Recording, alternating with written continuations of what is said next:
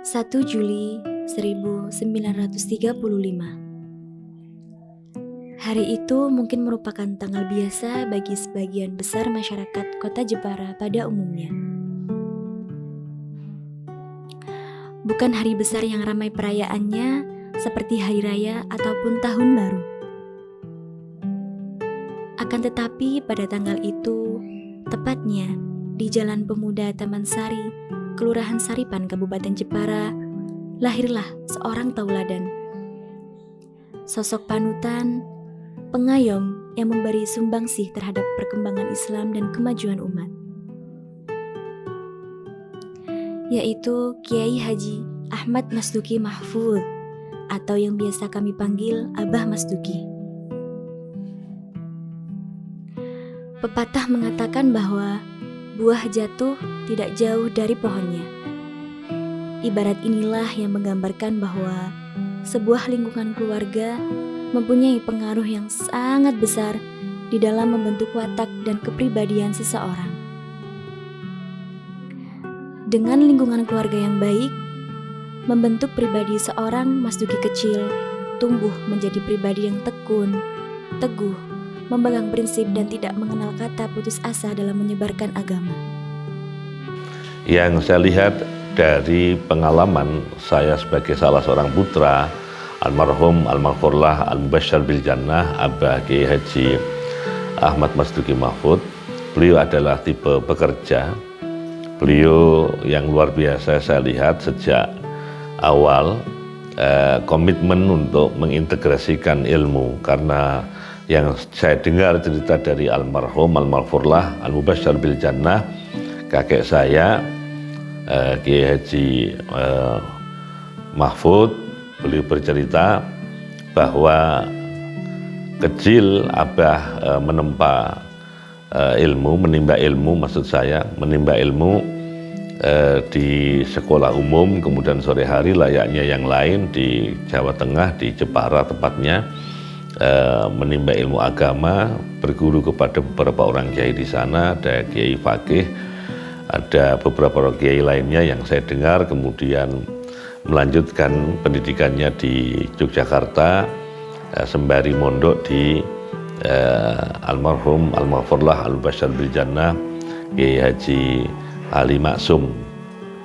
Dan setelah itu beliau mendapat kesempatan untuk berkhidmah, mendapat amanah dari negara menjadi seorang guru di Tarakan, kemudian di Samarinda, dan dapat promosi menyelesaikan S1 di IAIN Son Ampel Malang. Dan oleh pimpinan waktu itu almarhumlah al-mubasysyar bil jannah Kiai Haji Usman Mansur, beliau tidak diperkenankan untuk kembali ke Kalimantan, tetapi diminta untuk membantu membackup di kampus di mana beliau menyelesaikan S1 dan sampai mengakhiri masa tugas resminya sebagai pegawai negeri di kampus yang hari ini menjadi UIN Maulana Malik Ibrahim Malang. Ya, kalau keluarga Abah itu sosok orang yang menyayangi semua orang. Abah itu sehingga putra-putri melihatnya Abah itu lebih sayang orang lain daripada putra-putrinya. Padahal tidak demikian, tapi melihatnya demikian karena saking sayangnya kepada orang-orang lain. Jadi pertama di situ saat merintis pondok Abah itu santri-santri yang mengabdi kepada Abah itu dianggap keluarga. Abah tidak pernah memerintah santri karena beliau mereka itu belajarnya itu ingin mengabdi kepada Abah. Abah tidak pernah semena-mena memerintah itu karena menjaga hubungannya itu seperti bukan guru dan murid, tapi hubungan keluarga. Ini Abah. Abah Masduki muda mengamalkan berbagai zikir, khususnya sholawat, yang paling diistiqomahkan untuk kemanfaatan ilmu dan kebaikan hidupnya, baik di dunia maupun di akhirat. Setelah menjalani proses mengembara yang sangat melelahkan, sudah saatnya beliau mengamalkan ilmu yang diperolehnya. Kala itu beliau ditunjuk untuk mengisi ceramah dengan Kiai Haji Bisri Mustafa. Pada saat itu Kiai Haji Bisri Mustafa terlambat datang dan kemudian panitia meminta beliau untuk meneruskan ceramahnya. Tak terasa pada saat tengah-tengah Abah Mas Duki berceramah, rombongan Kiai Haji Bisri Mustafa datang dan mendengarkan ceramah yang dilakukan oleh Abah Mas Duki. Kemudian Kiai Haji Bisri Mustafa bertanya, "Siapakah yang ceramah ini?" Seorang panitia menjawab bahwa yang berceramah adalah Kiai Haji Mas Duki Mahfud.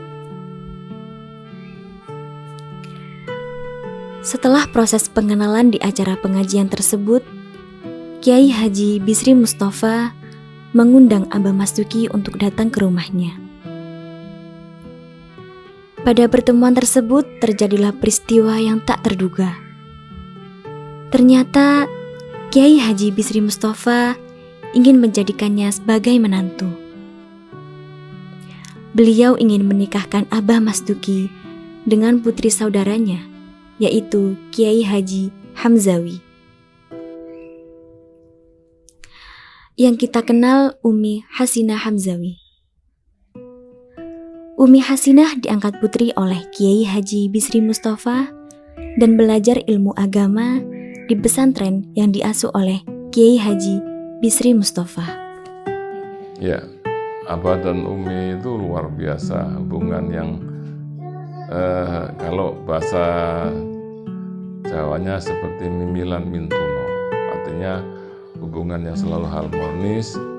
Dan hingga saya pernah dapat cerita dari abah saya, karena keseharian umi saya waktu masih tinggal diasuh oleh Mbah Bisri kan orang kaya ya, orang kaya punya kaya, rumahnya mewah waktu itu, dan satu-satunya di Rembang yang punya TV ya di Mbah Bisri itu. Kemudian jadi dinikah sama abah saya waktu itu. Abah saya cerita, siap jadi orang miskin, siap tidur di kolong jembatan, siap di mana-mana, siap. Ya udah luar biasa. Dalam perjalanan rumah tangganya, Abah Mas Duki merupakan sosok yang tegas, apalagi berhubungan dengan masalah agama.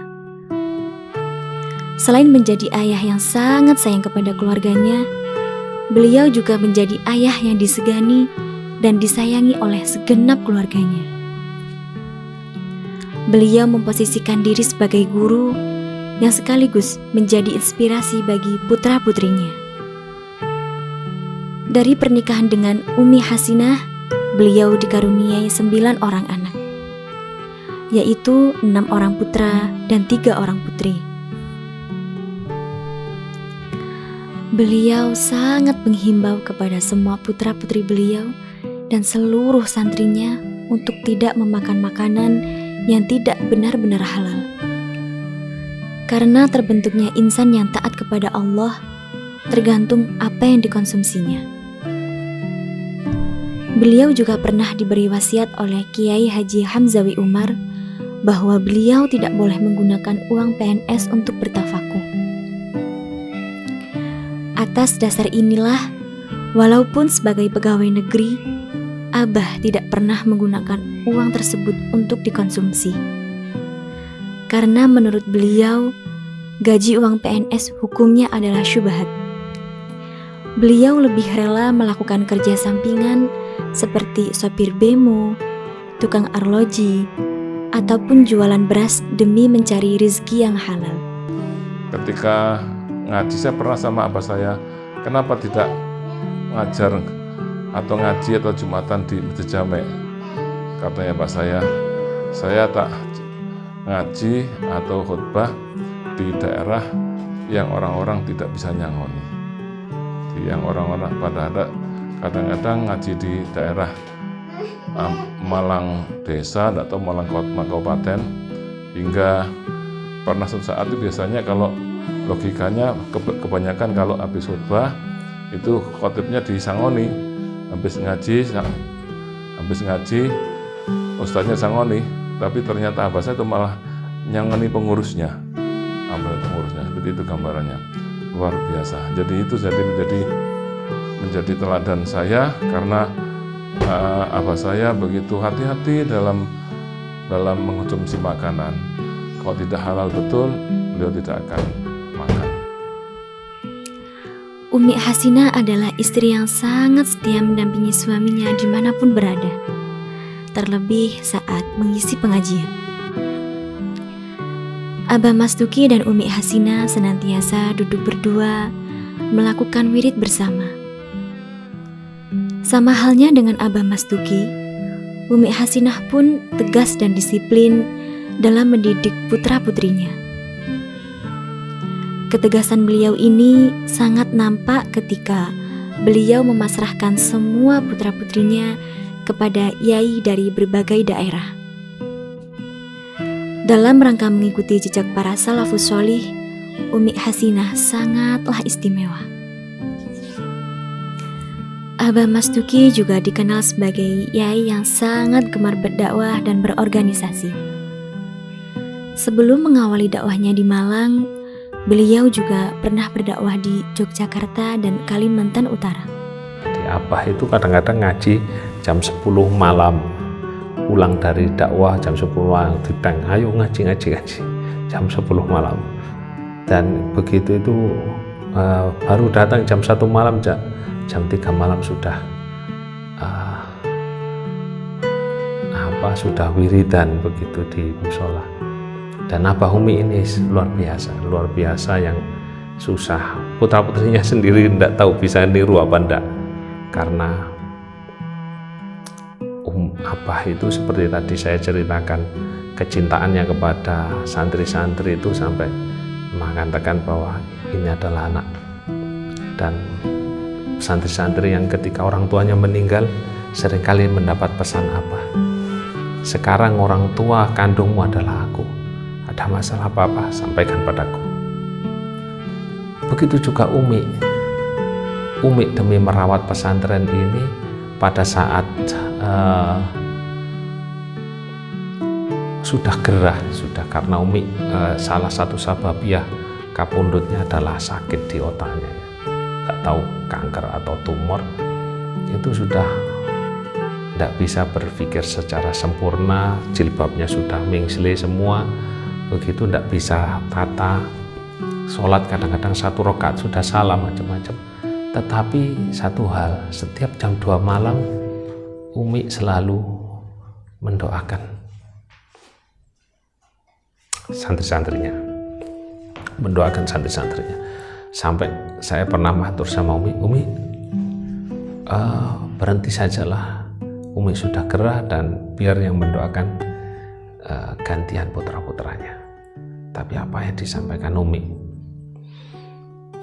santri-santri ini dititipkan oleh orang tuanya padaku, maka kalau aku tidak mendoakan santri-santri, maka aku berkhianat kepada orang yang sudah percaya padaku. Pondok-pondok yang punya baru-baru itu ya, peran besarnya Umi. Ya. Jadi Umi itu yang tiap malam Jumat itu baca selawat 10.000 itu ya. 10.000 ya. Jadi saya sendiri itu ya sama Abah itu ya pernah dijajah selawat sampai sing 17.000, sing 10.000 ya sudah pernah saya lakukan 17.000 itu ya, berat ini. Ya, kalau waktu nganggur ya enak nih. Sekarang ya 10.000 ya entek waktunya itu ya. Yang banyak itu ya itu yang besar ya. Dengan selawat itu akhirnya apa? Orang ya tanpa diminta tertarik untuk bantu sendiri. Ya itu bantu sendiri. Tanpa diminta sumbangan apa, membuat apa surat edaran untuk kita bantu, enggak, itu apa sangat enggak mau di situ ya. Jadi kalau mau bantu ya silakan, tapi tidak sampai ditodong-todong, ditarik sumbangan itu enggak. Ya. Jadi sampai perkembangannya akhirnya dulu pengajian itu langsung ditangani Abah sendiri.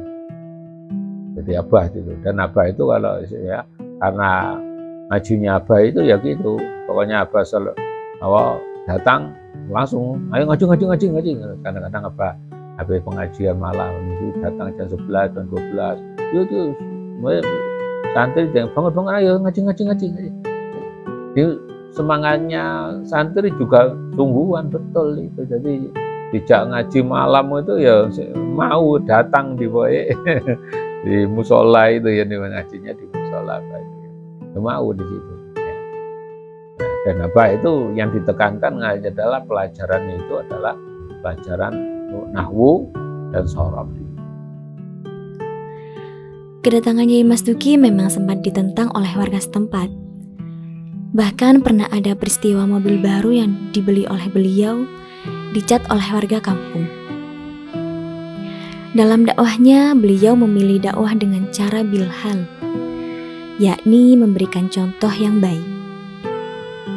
Untuk mendakwahkan agama Islam, Abah Mas Duki mulai mendirikan majelis taklim. Inilah yang nantinya akan menjadi cikal bakal pesantren Nurul Huda Mergosono. Abah dan Umi mendirikan pondok ini tiada lain hanya ingin sebagaimana para ulama-ulama tadi, yaitu ulama warasatul anbiya, ulama kiai adalah pewaris dari para nabi. Pewaris daripada nabi itu alias memberikan semua apa yang didapat ketika dulu nabi-nabi, ya khususnya Nabi kita Muhammad SAW, bagaimana ketika bersama para sahabatnya, bagaimana dengan masyarakatnya. Siapa lagi yang membawa estafet, bagaimana cara dan bagaimana cara Rasulullah SAW bersama sahabat, bersama masyarakat. Hanya yang meneladani itu adalah para ulama, para kiai-kiai. Sehingga di Margosono ini dibutuhkan atau membutuhkan perhatian dari seorang yang di situ punya jiwa ngayomi nanggone masyarakat. Karena di masyarakat Margosono itu luar biasa. Jadi dengan adanya perjuangan Abah untuk bisa menjadikan Margosono yang dulu terkenal agama sekarang menjadi masyarakat yang kenal akan adanya agama, tahu bagaimana berakhlak karimah, tahu hidup yang sesuai dengan tujuan hidup, bukan sekedar hidup. Untuk mengetuk pintu hati tetangganya, Ei pun menggunakan dakwah yang unik. Waktu itu beliau paham bahwa warga kampung banyak yang gemar bermain bola pingpong. Kemudian beliau membuatkan meja bola pingpong di dekat musola agar jika bermain dan adzan mulai berkumandang, mereka bergegas untuk sholat. Cara-cara seperti inilah yang dilakukan oleh Abah Mas Duki bertahun-tahun lamanya. Metode dakwah yang lebih menggunakan akhlak menghasilkan perubahan yang sangat drastis di kampung tersebut. Abah itu orang yang punya dua sisi, keras di dalam mengikuti aturan, tetapi lentur di dalam pergaulan. Jadi beliau itu berada di Mergosono itu dulu tempatnya semua orang tahu, penjahat, bajingan, PKI, di sana banyak tempatnya. Dan Abah itu justru lebih senang dengan yang tantangan-tantangan begitu. Jadi beliau tinggal di sana, memulai dengan mendekati orang-orang yang biasanya setiap kali ada orang meninggal kumpul-kumpul main kartu sambil minum-minum, itu sama apa tidak dijauhi tapi didekati, kemudian diajak bagaimana kalau kita sekarang daripada cuma minum-minum main-main, kita mendoakan yang mati, siapa tahu nanti kita yang mati kita juga bisa didoakan. Nah, akhirnya orang mulai tertarik pada agama. Akhirnya ya seperti sampai sekarang, sampai orang menjadi heran, dulu Mergosono itu basisnya orang-orang nakal, orang-orang jahat. Sekarang ada pondok pesantren, itu menjadi sesuatu hal yang sangat dinilai positif oleh masyarakat. Semangat yang tinggi dalam bidang keilmuan membuat beliau tetap istiqomah mengajar dalam kondisi apapun. Bahkan ketika sakit, beliau tetap mengajar. Menurut pengakuan beliau, rasa sakitnya menjadi sembuh lantaran mengajar. Apa itu lebih cenderung kepada keteladanan yang kita angkat sampai hari ini. Jadi hal-hal yang terkait dengan bagaimana hubungan Abah dengan Umi, hubungan Abah dengan putra-putranya, Abah dengan tetangga-tetangga, itu kita pelajari dari keteladanan beliau. Sehingga selain mungkin secara tekstual kita ngaji, tapi juga secara keteladanan kita sudah mengaji kepada Abah. Ketika santrinya itu sudah boyong, terus dirasa manfaatnya itu kurang, itu beliau tidak segan-segan untuk dipanggil lagi ke pondok untuk dijadikan menjadi orang yang lebih bermanfaat. Dan ini kasusnya banyak sekali yang semacam ini. Sebab beliau ini sangat mengharapkan agar santri-santrinya itu begitu keluar dari pondok, mereka ini ilmu yang didapat dari pesantren di Pondok Mergosono ini bisa bermanfaat pada masyarakat. Itu yang sangat diharapkan itu. Angin pagi berhembus. Sang fajar mulai menampakkan dirinya, dan hawa sejuk pun menambah kenikmatan. Umumnya seseorang tidak akan mengalami kegerahan dengan cuaca yang seperti ini. Namun, berbeda dengan Abah Mas Duki. Beliau sudah keringat basah. Oleh sebab kekhawatiran keluarga, beliau dibawa ke rumah sakit dan ditangani oleh putra beliau sendiri. Awal masuk rumah sakit, beliau meminta agar dicarikan kamar yang menghadap kiblat. Dan Nyai Hajabadi bisa menuruti keinginan ayahandanya tersebut. Selama di rumah sakit, kondisi beliau semakin menurun. Beliau semakin lemas, dan tamu yang mengunjungi beliau semakin banyak, yang menyebabkan jam istirahat beliau semakin berkurang. Sebelum menghembuskan nafas terakhir, beliau sempat bertanya, di manakah istri beliau? Kemudian, putra-putri beliau menjawab bahwa Umi Hasinah masih menemui tamu. Pada saat itu, beliau sudah tidak bisa untuk ke kamar mandi karena sudah sangat menurun kesehatannya. Akhirnya, beliau meminta untuk menggunakan tayamum untuk berwudu. Akan tetapi, sebelum debu tersebut digunakan, beliau sudah menghembuskan nafas terakhirnya. Saat beliau naza, beliau tetap istiqomah membaca wirid. Begitulah Kiai Haji Ahmad Mas Duki Mahfud, sosok suami yang begitu menyayangi istrinya, Nyai Hasinah, yang menjelang wafatnya masih saja menyempatkan untuk berpamitan kepadanya.